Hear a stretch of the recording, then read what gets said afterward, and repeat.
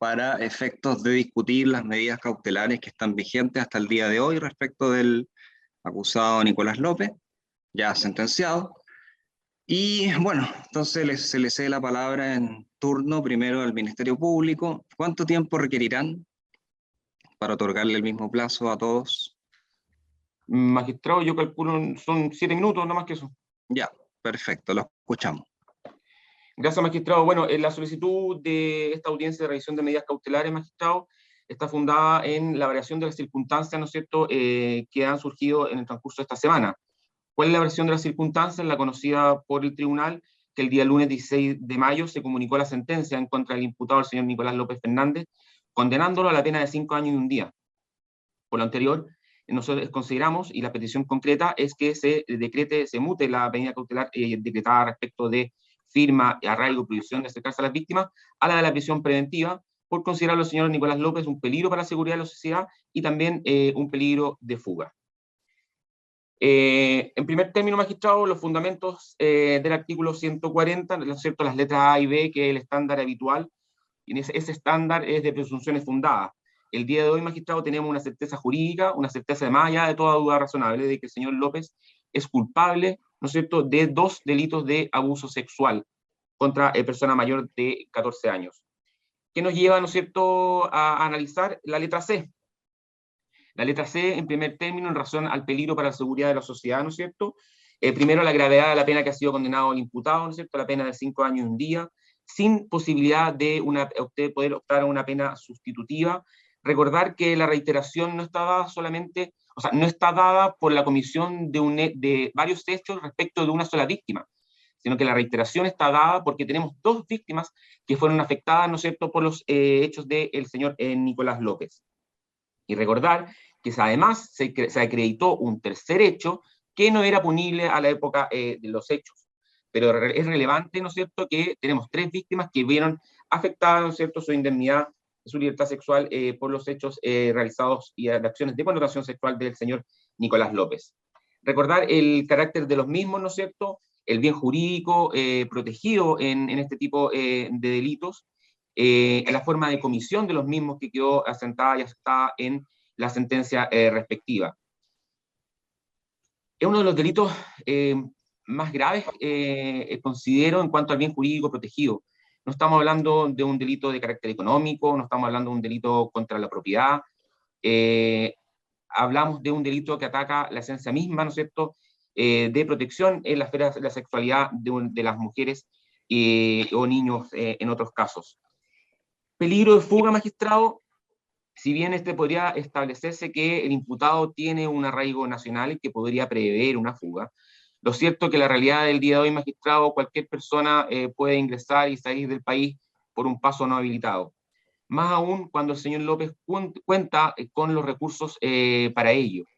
El señor López, magistrado, tiene vastos recursos, recordarán que contrató al menos 5 peritos que comparecieron al juicio, tiene una defensa privada, tiene contacto en el extranjero, tiene un sinnúmero de salidas del país previo a la ocurrencia, a la formalización de la investigación, donde se decretó el arraigo.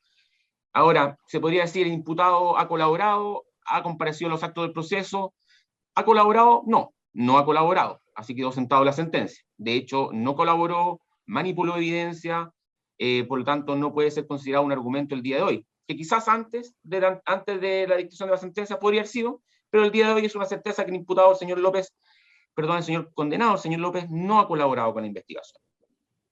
¿Ha comparecido a los actos del procedimiento? Sí, ha comparecido a los actos del procedimiento, pero esa es su obligación legal, no es un mérito y algo que recalcar, es la obligación legal de alguien citado a un juicio oral, ¿no es cierto?, de comparecer a los actos del procedimiento. El peligro de fuga también, y adelantándome quizás, una caución. ¿Qué caución podríamos fijar para prevenir un peligro de fuga por los mismos argumentos de los recursos que tiene el señor López? La caución que se fije, lo más probable es que la pueda pagar. Pero el objeto de la caución, ¿no es cierto?, es desincentivar, ¿no es cierto?, que la persona se sustraiga a los actos del procedimiento. Por lo tanto, estimamos que ninguna caución va a sostener dicha situación. Magistrado, estimamos que lo consecuente, ¿no es cierto?, junto con la solicitud de prisión preventiva, que en el caso de que ésta se dicte, sea inmediatamente acompañada de una solicitud de orden de detención. Si el tribunal estima que el señor López es un peligro para la seguridad de la sociedad, estima que constituye un peligro de fuga, la orden de detención es la única forma de hacerlo comparecer de manera compulsiva y evitar estas situaciones que hemos planteado, magistrado. Eso es todo, gracias. Bien, gracias. Por el mismo tiempo escuchamos a la parte querellante. Gracias, su señoría. A ver, esta parte comparte la solicitud en los mismos términos que el Ministerio Público, entendiendo que la gravedad de los hechos por los cuales el señor López fue condenado a una pena de 5 años y 1 día amerita la revisión de medidas cautelares en cuanto a que esta condena, digamos, no es sujeta a ningún tipo de beneficio en cuanto a su cumplimiento. Tal como lo señaló en cuanto a la necesidad de cautela, su señoría, el Ministerio Público señala que efectivamente nos encontramos frente a 2 víctimas distintas, por lo cual, tal como lo señala el fallo, el condenado tiene un patrón de conducta abusivo. El fallo se señala latamente cuál es el patrón de conducta del condenado, por lo tanto, habiendo 2 víctimas distintas, por el cual fue condenado por 2 delitos, esta parte entiende que la necesidad de cautela en cuanto al peligro para la seguridad de la sociedad se ve verificado. En cuanto a la tercera víctima, el tribunal reconoce que no se condena por un tema de tipicidad. En cuanto al momento de la ocurrencia de los hechos, el hecho por los cuales fue acusado el condenado no eran constitutivos de delito, los cuales al día de hoy sí serían constitutivos del delito de abuso sexual por sorpresa. Por lo tanto, nuevamente nos encontramos frente a un peligro para la seguridad de la sociedad por parte del condenado. Respecto a la gravedad de los hechos, su señoría, el mismo tribunal en el fallo, digamos, explica latamente cómo la gravedad que implican los delitos sexuales, su señoría, que no nos encontramos frente a un delito contra la propiedad, un delito económico, sino que nos encontramos frente a uno de los delitos más graves que nuestro ordenamiento jurídico entiende en cuanto al bien jurídico protegido.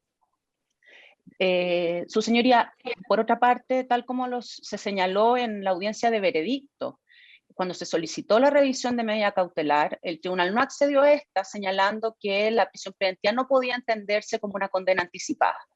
Ahora bien, su señoría, ya tenemos un fallo en que condena al señor López a 5 años y 1 día, por lo tanto, esta parte entiende que no se trata de una condena anticipada, estamos previendo la posibilidad de fuga del imputado, del condenado más bien, y estamos previendo también la comisión, digamos, la no comisión de nuevos delitos.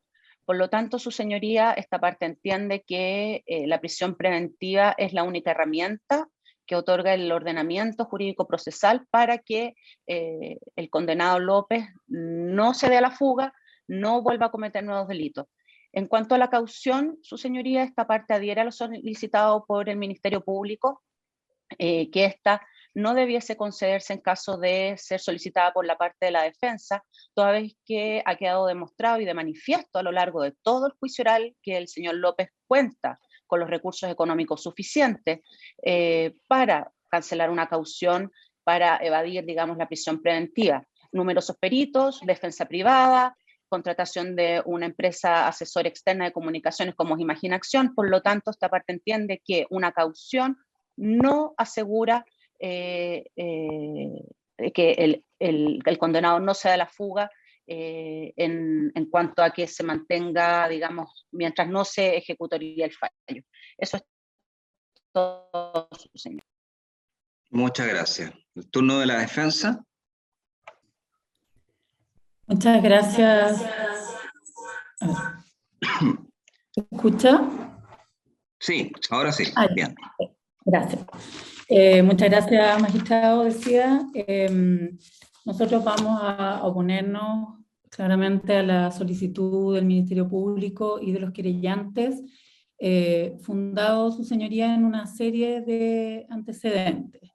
Y me voy a ir refiriendo a cada uno de manera secuencial.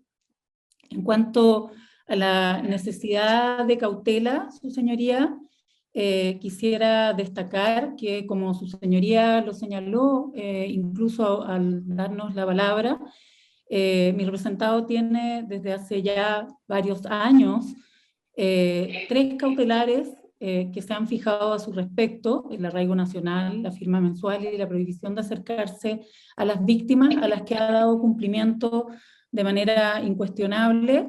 No ha habido ninguna circunstancia, ninguna incumplimiento, no ha habido ninguna falla en aquello, y eso ha mostrado ser claramente suficiente, ¿no es cierto?, para la necesidad de cautela, para el cumplimiento de los fines de las medidas cautelares, que es la posibilidad de dar cuenta y cumplimiento a los fines del procedimiento. Solo voy a mencionar rápidamente, ¿no es cierto?, algunos hitos en los que él ha participado y que dan cuenta de cómo él ha cumplido invariablemente con sus obligaciones. Antes de la audiencia de formalización, su señoría, que se realizó el 16 de abril del año 2019, hace ya más de 3 años, ¿no es cierto?, y como su señoría también pudo observar en el documento de entradas y salidas del país, él viajó a Argentina una vez que ya había sido notificado de la futura realización de esta audiencia de formalización, y el Ministerio Público había anunciado ya que se iba a pedir prisión preventiva en esa ocasión. Él viaja a Argentina y regresa y asiste a esta audiencia de formalización, que se lleva a cabo en 2 oportunidades, en 2 fechas. El día 16 de abril, momento en el que el Ministerio Público formaliza y solicita la prisión preventiva, luego se da una incidencia de cautela de garantías, y finalmente el tribunal resuelve suspender la audiencia y retomarla una semana después, el 23 de abril, en donde resuelve no dar lugar a la prisión preventiva, y a esa audiencia, por supuesto, mi representado también asiste. Lo mismo en la Corte de Apelaciones, que confirmó también por unanimidad, ¿no es cierto?, esta decisión del juez de garantía, y también en presencia de mi representado. La audiencia de reformalización en el Juzgado de Garantía de Viña del Mar, que se lleva a cabo el 3 de diciembre del año 2019, a la que también asiste presencialmente mi representado, ¿no es cierto?, cuando ya el Juzgado de Garantía de Viña del Mar y luego el Tribunal Oral, ¿no es cierto?, había adquirido competencia.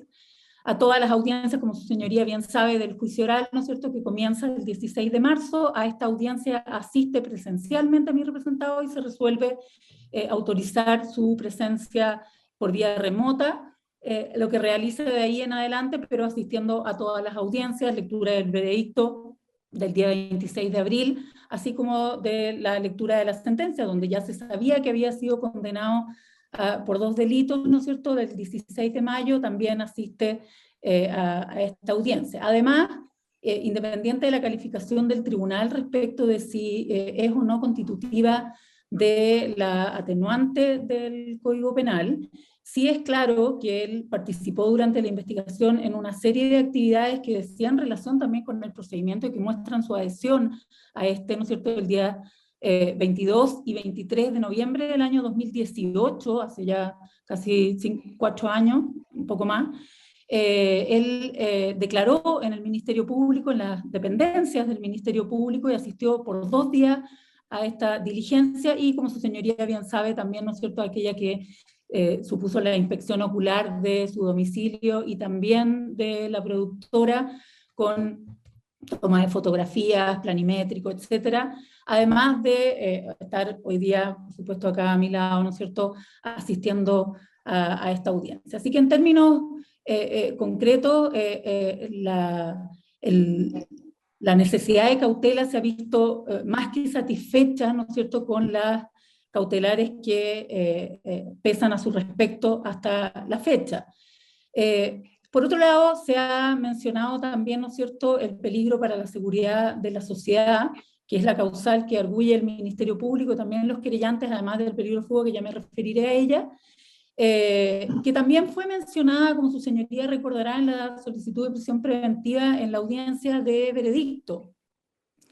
Para ello, el Ministerio Público hizo alusión a que, debido a la condena por estos 2 delitos, igual que el día de hoy, ¿no es cierto?, la pena que tenía que se había aplicado debía ser efectiva, y en esta consideración era necesario que el tribunal considerara que existía un peligro para la seguridad de la sociedad, basado justamente en esto. Lo ha repetido el día de hoy ambos intervinientes en cuanto al bien jurídico protegido, pero nada ha cambiado, su señoría, en estos términos desde la audiencia de lectura de veredicto, la audiencia de lectura de sentencia y la de hoy. No hay hechos nuevos, no hay circunstancias que hayan variado, ni razones para argumentar otra causal. De hecho, su señoría, en esa resolución, ustedes mismos, señoría, mencionaron o señalaron, ¿no es cierto?, que incluso considerando que pudiera aplicarse, como de hecho ocurrió, hacer el cálculo de la pena y esta fuera efectivo, aún en esos casos esto constituiría una aplicación de una pena anticipada, puesto que, como su señoría bien sabe, ¿no es cierto?, existen todavía plazos que están corriendo para la presentación de recursos que hacen que esta sentencia no se encuentre firme, y por lo tanto que no corresponda aplicar esta medida cautelar. Como su señoría bien señaló, ¿no es cierto?, se ha sostenido tradicionalmente, y lo cito literal de vuestro fallo, tradicionalmente y repetidamente por las Cortes Internacionales de Derechos Humanos, que la prisión preventiva no puede constituirse como una pena anticipada. Y en ese sentido, señalaron ustedes, señoría, independientemente de que el tribunal todavía no ha entrado en la fase de analizar los argumentos entregados por todos los litigantes en relación a sus peticiones relativas a la individualización de la pena del mismo, independientemente, aun cuando el tribunal tuviera en consideración los argumentos entregados por el fiscal, decidiera incluso poner una pena efectiva, cosa que todavía no hemos decidido, señalaron ustedes, señoría, en esa oportunidad, aún en ese caso, la prisión preventiva no podría constituirse o erigirse como una especie de sanción anticipada, ¿ya?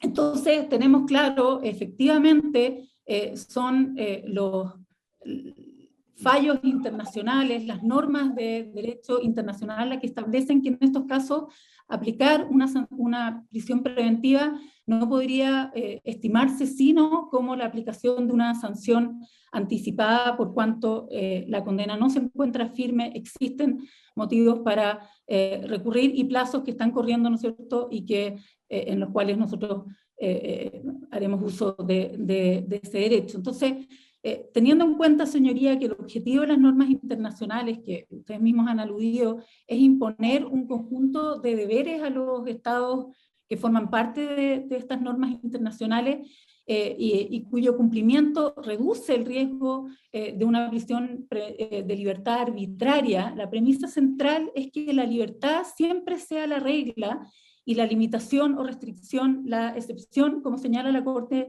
Interamericana de Derechos Humanos en el caso Chaparro Álvarez, y lo mismo considera el Tribunal Europeo. En este sentido, señoría, creemos que las razones del peligro para la seguridad de la sociedad no se cumplen en absoluto, no hay razones para estimar que pueda efectivamente estar en riesgo con la libertad de mi representado. No hay hechos nuevos también en relación a esto y al peligro para la seguridad de la sociedad. No hay hechos nuevos denunciados, siendo el último aquel por el que se lo condena.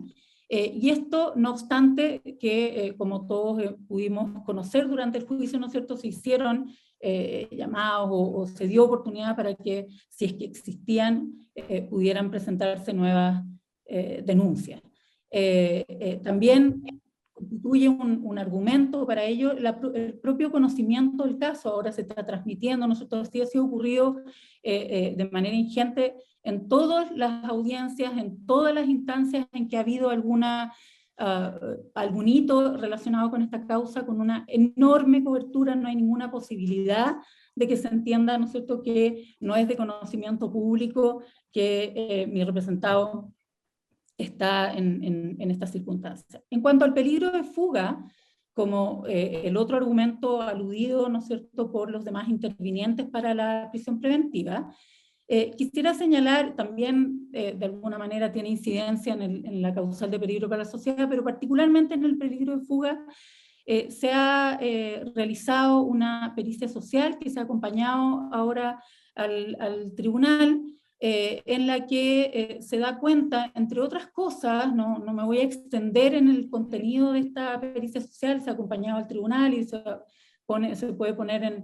inmediatamente en manos del resto de los intervinientes, pero tomando en consideración certificaciones, información oficial, como las declaraciones ante el Servicio de Impuestos Internos, que muchas de las circunstancias que en algún momento podían ser reales respecto de mi representado han variado. Esto el tribunal también, con lógica, lo entenderá. Él lleva, su señoría, más de 4 años sin actividad laboral, justamente en razón de esta investigación y de estos hechos, lo que ha significado una merma importantísima en sus ingresos, al punto, ¿no es cierto?, de que hoy han ido disminuyendo paulatinamente. De eso da cuenta, no quisiera entrar en el detalle, pero en este minuto son menos de un millón de pesos al mes. De eso da cuenta el informe del año pasado, de la declaración de impuestos internos del año pasado. Por lo que el argumento de que su situación económica, ¿no es cierto?, sea un factor que le permita con mayor facilidad fugarse, es algo que hoy no se encuentra en absoluto vigente. Lo mismo respecto a sus redes internacionales, señoría, porque efectivamente en algún momento él contó con una serie de apoyos, de posibilidades laborales, en fin, en otros países, lo que también varió justamente en razón de esta causa y desde hace ya largos años. Todos esos contactos los ha perdido, todas esas relaciones se han terminado, ¿no es cierto? Y hoy la verdad es que también da cuenta de ello el informe social, de que en realidad su arraigo está principalmente focalizado en su red primaria, en su familia directa, que está constituida, ¿no es cierto?, por sus padres y sus hermanos, algún grupo de amigos y principales figuras de apego. Dice el informe social también, ¿no es cierto?, que el impacto de la cancelación de la imagen pública y profesional ha producido esta merma económica radical, y señala, estoy leyendo desde el informe, ¿no es cierto?, situación que reduce todas las posibilidades de reinvención en el rubro en Chile o en el extranjero, ya que sus principales auspiciadores eran entidades privadas, quienes retiran de facto todo apoyo económico a cualquier iniciativa relacionada con su nombre. Y finalmente agrega el informe, su radio de movimiento se circunscribe al espacio íntimo y doméstico, especialmente en la comuna de Providencia, donde fija residencia, donde sigue viviendo, como su señoría bien sabe, ¿no es cierto?, donde habitaba desde hace ya largos años, ha seguido viviendo allí, como informa la perito trabajadora social Claudia Guerrero Salcedo, como digo, un informe que se acompañó al tribunal con toda la certificación. Finalmente,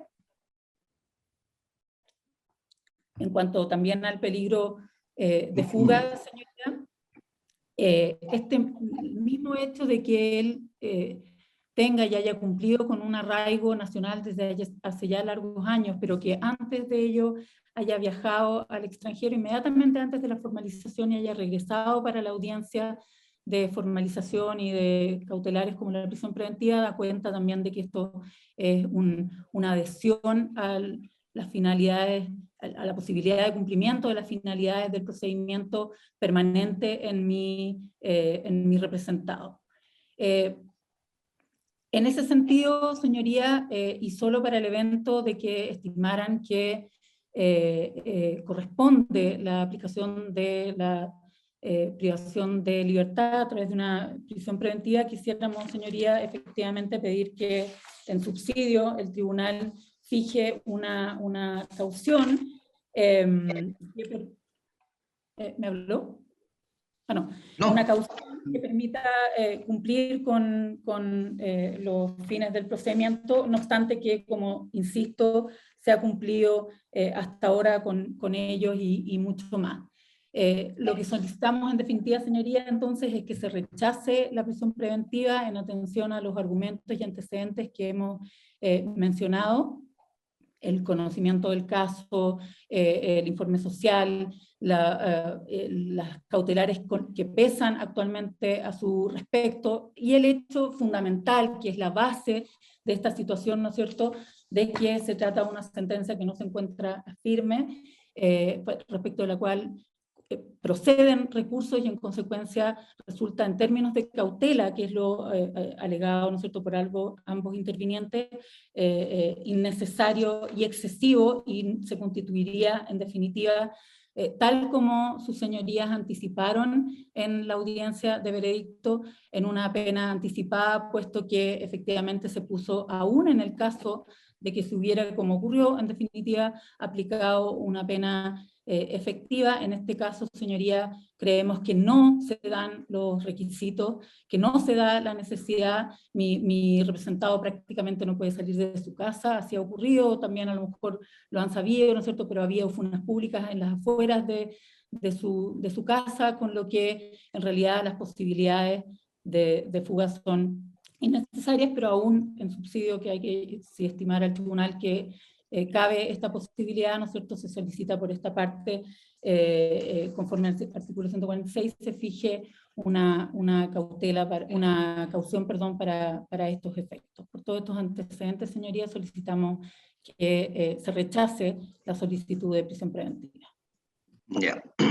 Dos preguntas, defensora. La primera, el informe social a que aludió, ¿con qué fecha lo presentó? Lo presentamos el día de hoy, señoría. Ya. Se nos acompañó por la perito, digamos, por el escaso tiempo que hubo desde la audiencia anterior a esta, se realizó en estos días y se acompañó ahora. Y Ya. es de la profesional Claudia Guerrero, como mencioné, ¿no es cierto? Ella es perito trabajadora social, y se acompañaron también los antecedentes curriculares de ello, y en el informe aparece la información que yo indico, y todos los documentos a los que ella hace alusión que dan cuenta, ¿no es cierto?, de las conclusiones que hemos referido. Ya. O sea, lo medular es lo que usted señaló. En lo medular, el informe señala que su situación económica ha sufrido esta drástica merma, que tiene arraigo y lazos sociales. Sí, todo lo que dijo usted. Eso, ya. Y la segunda pregunta, sí, le voy a hacer la palabra, un segundo. La segunda pregunta es respecto de la caución económica. ¿Propone algún monto usted para al tiro discutir el tema con los acusadores? La verdad es que no lo dejaría a criterio del tribunal, señoría. Sí. Ya, perfecto. Bien, no sé quién pidió la palabra. Era yo, magistrado Carla Garrido. Ya, Carla, sí, dime. Fue enviado el informe social de manera privada. Perfecto, muchas gracias. Muchas gracias, Carla. Si desean replicar los acusadores, por favor, no más de 2 o 3 minutos. Fiscalía. Sí, brevemente, magistrado. El hecho de estar pendiente del recurso de nulidad y el resultado de esta es un hecho futuro incierto. Lo cierto que tenemos el día de hoy es que el imputado está condenado a una pena efectiva sin posibilidad de pena sustitutiva. Bien, la querellante. Sí, 30 segundos. Magistrado, como lo señaló el fiscal también, que el fallo no se encuentra ejecutoriado no es el estándar para decretar o no la prisión preventiva, y llama la atención que la abogada señale que no han habido variación en las circunstancias, siendo que el lunes recién pasado fue condenado Nicolás López a la pena de 5 años y 1 día. Esta variación en las circunstancias, digamos, del proceso claramente evidencia que han mutado, digamos, las circunstancias. Ha sido condenado a 5 años y 1 día sin posibilidad de beneficios, lo cual a juicio de esta parte es más que suficiente para entender que las circunstancias sí posibilitan la fuga, digamos, del imputado. Ya. Antes de la palabra a la defensa, voy a consultar a los acusadores si la petición es únicamente de prisión preventiva o que se intensifiquen las medidas cautelares, que podría ser otra posibilidad, en subsidio. Ministerio Público. Magistrado, la solicitud es de prisión preventiva. Estimamos que es la única medida cautelar proporcional a la condena y que asegura que el imputado no se sustraiga de los actos del procedimiento. Ya. Querellante. Adhiero a lo señalado por el Ministerio Público, su señoría. Bien. Defensora, si desea replicar brevemente, por favor.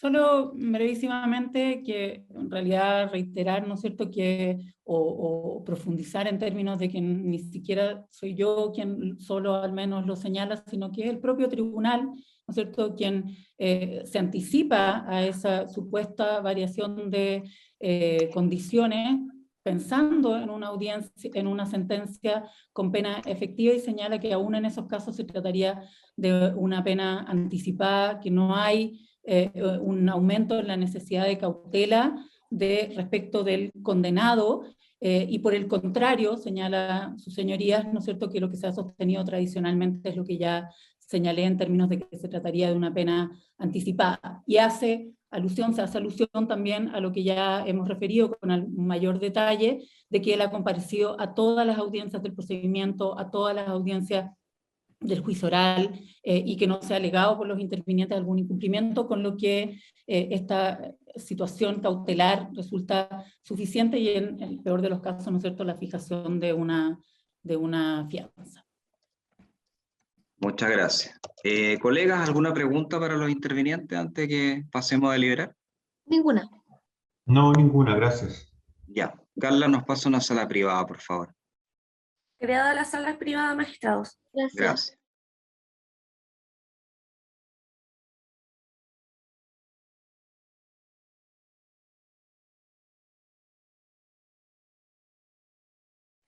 Hemos deliberado, se han considerado todos los argumentos que entregaron los intervinientes, los acusadores y la defensa. Hubo una discusión extensa en el tribunal y al final se llegó a la siguiente decisión. Primero, que respecto del análisis de la prisión preventiva, como es sabido, el estándar está en los artículos 122 y siguientes del Código Procesal Penal. Primero establece que la prisión preventiva es una medida de último recurso, y como señaló la defensa, ello es acorde además con los estándares de los tratados internacionales en materia de derechos humanos.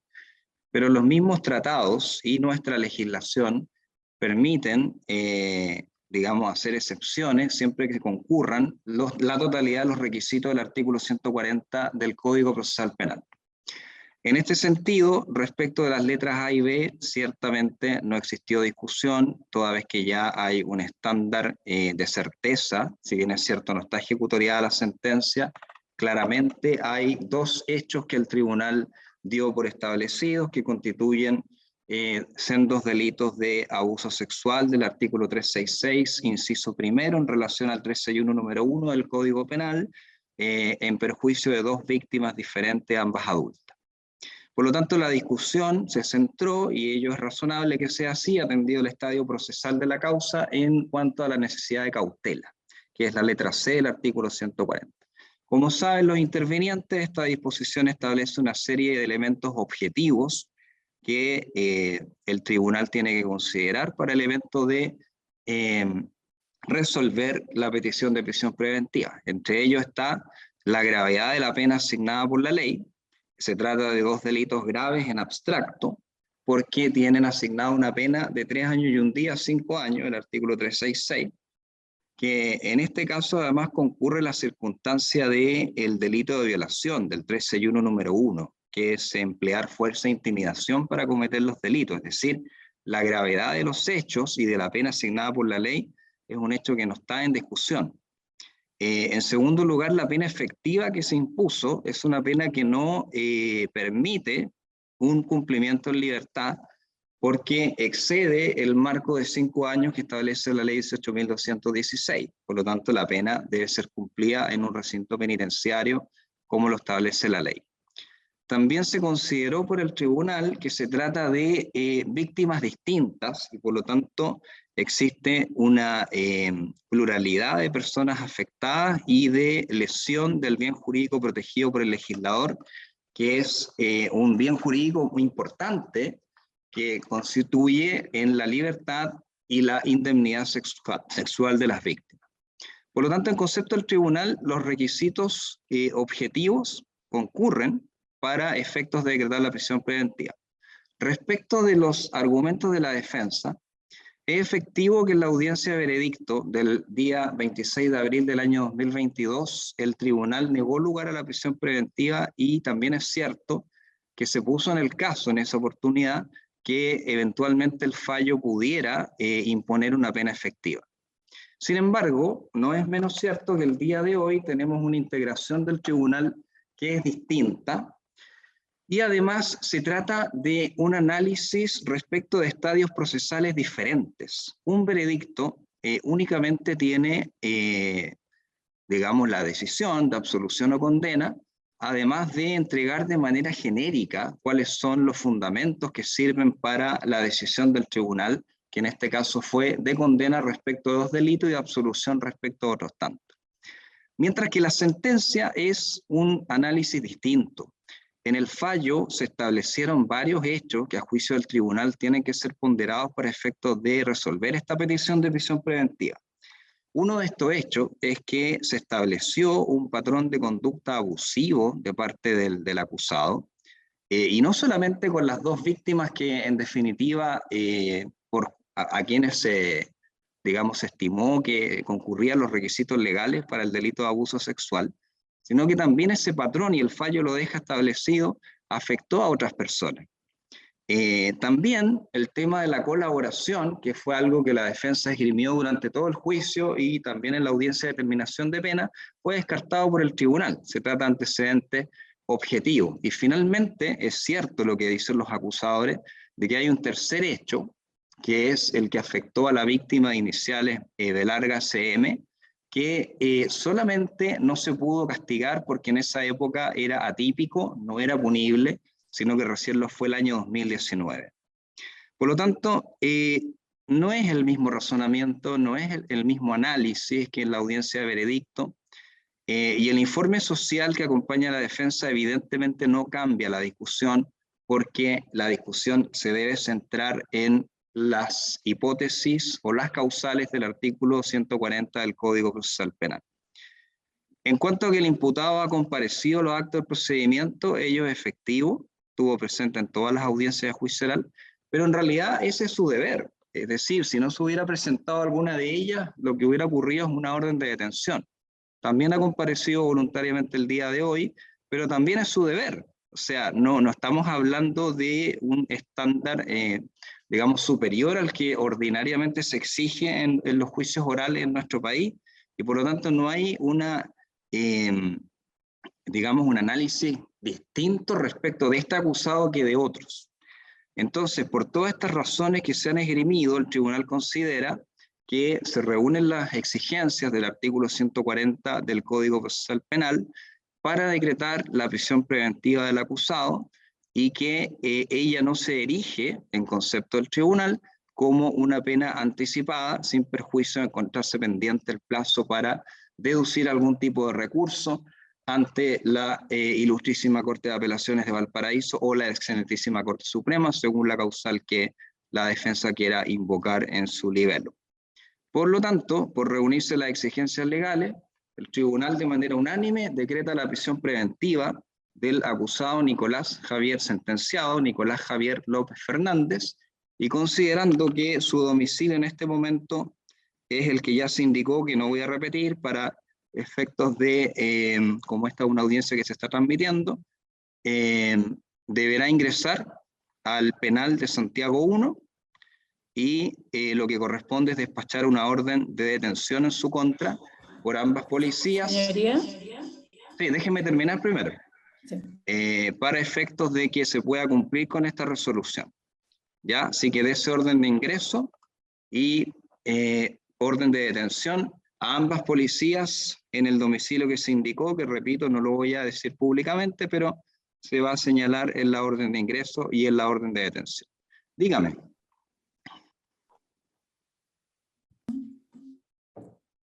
Señoría, quisiera saber si el tribunal se va a referir en primer lugar a la posibilidad de caución que se solicitó, y en segundo lugar, respecto de la orden de detención, y dado que no precedió debate a este respecto, no nos referimos, quisiera señalar que yo me encuentro junto al acusado, y nosotros digamos, estamos en condiciones de llevarlo, por lo que no es necesario que sea, digamos, a través de una orden de detención. Nosotros nos vamos a dirigir al penal inmediatamente después de esta audiencia, si es que no se da lugar, digamos, a la caución. Ya. Y por otro lado, señoría, quisiéramos solicitar que la instrucción del tribunal sea para que el cumplimiento en el evento, digamos, de que no se dé lugar a la caución, sea en el penal de Capitán Llaver, que nosotros ya hemos hecho las averiguaciones, ¿no es cierto?, y las gestiones, y podría ingresar allí, y es el lugar donde sin duda él se encontraría en mejores condiciones de seguridad, porque como su señoría bien debe saber, ¿no es cierto?, efectivamente hay un riesgo muy alto para su integridad, y por lo tanto creemos que aquel lugar en el que se reúnan las mayores y mejores condiciones de seguridad es el más adecuado para estos efectos. Ya, vamos a abrir debate. Lo primero, le respondo inmediatamente. No nos referimos a la caución porque no procede.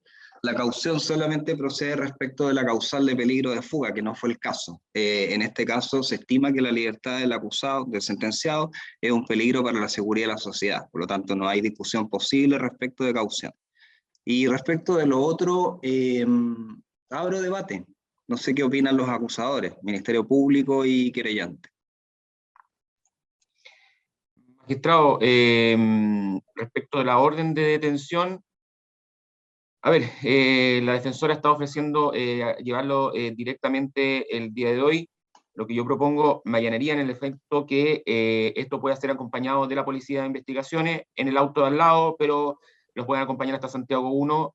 Yo coordinaría con la defensora, ¿no es cierto?, la presencia de la Policía de Investigaciones en el domicilio señalado, y acompañen el traslado, no en calidad de detenido, solamente en el auto al lado de la defensora hasta el traslado a Santiago 1, así asegurar, y con ese sentido no tengo inconveniente que no se despache esa orden de detención, pero con esa prevención. Ya, y respecto del otro penal que se propone por razones de seguridad, el anexo Capitán Llaver. Estimamos que debe ser Gendarmería la que tiene que pronunciarse en el lugar de cumplimiento. Por lo tanto, debiese solicitar informe a Gendarmería, y dependiendo de ese informe de Gendarmería, no hay inconveniente que el tribunal resuelva por despacho el lugar de cumplimiento. Pero disponer de un lugar que no tenemos la certeza si hay disponibilidad. De hecho, se da todos los días las discusiones de traslado de penal en garantía, y siempre es con previo informe de Gendarmería. Por lo tanto, dar una orden de ingreso a un lugar que no sabemos si tiene la disponibilidad. Le voy a dar la palabra, defensora. Deje que termine el fiscal, por favor. Ya, Por lo tanto, usted no estaría de acuerdo. Si no hay informe de Gendarmería, no, maestro. Ingreso a Santiago 1 según el Ministerio Público. Ya, querellante. Esta parte también solicita que sea ingresado al penal que corresponde, digamos, para cumplir prisión preventiva, que naturalmente es Santiago 1, su señoría. Capitán Llaver es una excepción dentro del sistema penitenciario de nuestro país, por lo tanto, cualquier cambio de recinto penitenciario debe ser realizado internamente por Gendarmería previo a su informe y luego solicitado al Poder Judicial. Pero en este caso, en concreto, el penal que corresponde para el cumplimiento de la prisión preventiva de Nicolás López es Santiago 1, su señoría. Por lo tanto, esta parte se va a oponer a la solicitud realizada por la defensora. En cuanto a la orden de detención, esta parte se va a oponer a que no se despache la orden de detención, que pueda ir, digamos, acompañado por su defensora al penal que corresponde, que es Santiago 1, pero que ésta se encuentre vigente hasta que no se haga ingreso efectivo del condenado a cumplir la prisión preventiva. Ya, defensora, cedo la palabra. Sí, era solo, señoría, para aclararle al fiscal que, bueno, tampoco se hicieron las averiguaciones respecto de Santiago 1 y sin informe de Gendarmería, y nosotros sí hemos hecho las averiguaciones y sabemos que hay condiciones, y lo más importante, señoría, que en definitiva esa es la razón para solicitarlo de esa manera y haber hecho las averiguaciones previas, es que realmente concurre en este caso una razón de seguridad respecto de la integridad de mi representado, que amerita, no se trata de una excepción que no tenga sino por objeto aquello, y por lo tanto es en ese sentido que estamos haciendo la solicitud, señoría. De lo contrario, no tendríamos, digamos, ningún reparo. Y en ese sentido, entonces, creemos que si su señoría lo indica en su resolución en este momento, ¿no es cierto?, podemos hacer el traslado inmediatamente hacia allá sin necesidad de traslados internos que luego también generan espacios de riesgo, ¿no es cierto?, para la integridad de mi representado. Ya. Vamos a resolver estos dos puntos muy brevemente. Carla nos pasa a una sala privada, por favor.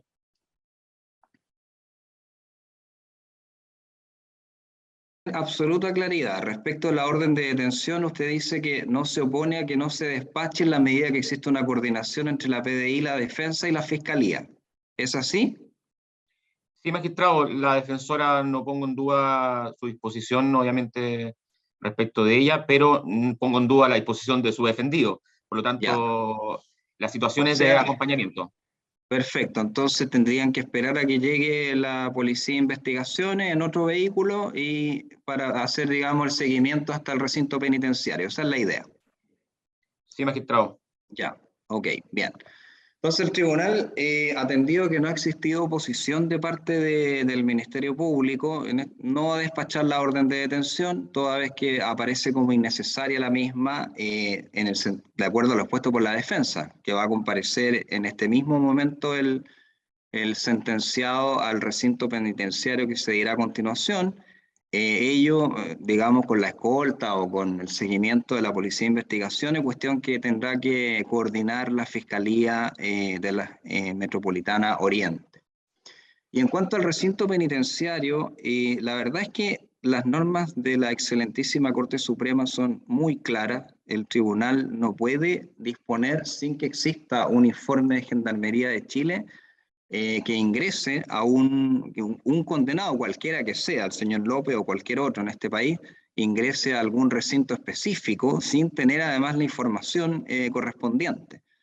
De acuerdo al lugar físico en que se encuentra el acusado, comuna de Santiago, el penal natural es Santiago 1. Y el tribunal no puede hacer excepción en ese sentido porque eso incluso podría vulnerar la igualdad ante la ley. Por lo tanto, la orden de ingreso va a ser al penal de Santiago 1, sin perjuicio que en la misma orden se le va a exigir a Gendarmería que tome todas las medidas de seguridad para los efectos de garantizar la integridad física del acusado en ese recinto penitenciario.